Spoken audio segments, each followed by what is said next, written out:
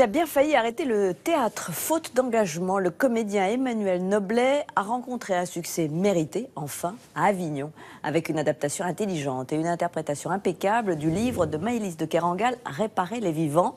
Et le voici au Théâtre du Rond-Point, à nouveau seul en scène, pour un spectacle qui bouleverse tout autant le public parisien. C'est ce qu'a constaté Sébastien Thème.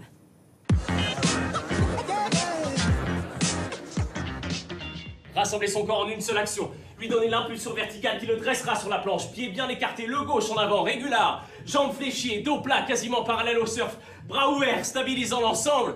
Et cette seconde, là, est décidément celle que Simon préfère.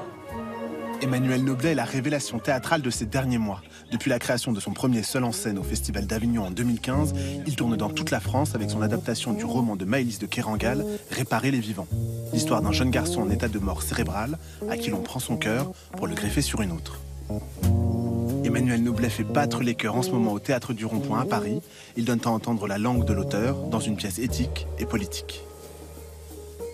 Quand j'ai lu ce texte, j'ai vraiment tourné chacune des pages en me disant « mais ça, c'est du théâtre, ça, c'est formidable ». Et c'était évident qu'il y avait là une puissance de texte et un scénario, une urgence, un sujet de société, quelque chose qui rendait le théâtre immédiatement possible et nécessaire.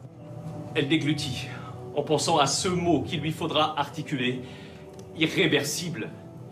4 syllabes qui vitrifient l'état des choses et qu'elle ne prononce jamais. Rien n'est irréversible. On entend la langue, elle est respectée, elle est portée, et je crois qu'elle atteint le public. Il y a une modernité dans le style de Maëlys de Kerangal, et c'est une histoire du 21e siècle. Et je me disais, si on n'amène pas quelque chose de moderne là-dedans, on va faire quelque chose de trop classique. Et donc, je suis allé chercher, grâce au vidéaste avec lequel j'ai travaillé, et grâce à un chirurgien que j'ai rencontré, des images du corps. Claire a-t-elle entendu la voix de Thomas Rémige dans la nuit de 4 heures du matin, quand elle recevait le cœur de Simon Lin?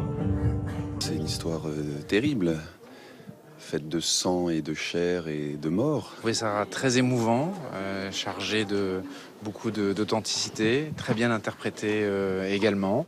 Que faire, Nicolas? Enterrer les morts et réparer les vivants. Enterrer les morts, réparer les vivants, tiré de la pièce de Tchekhov, Platonov.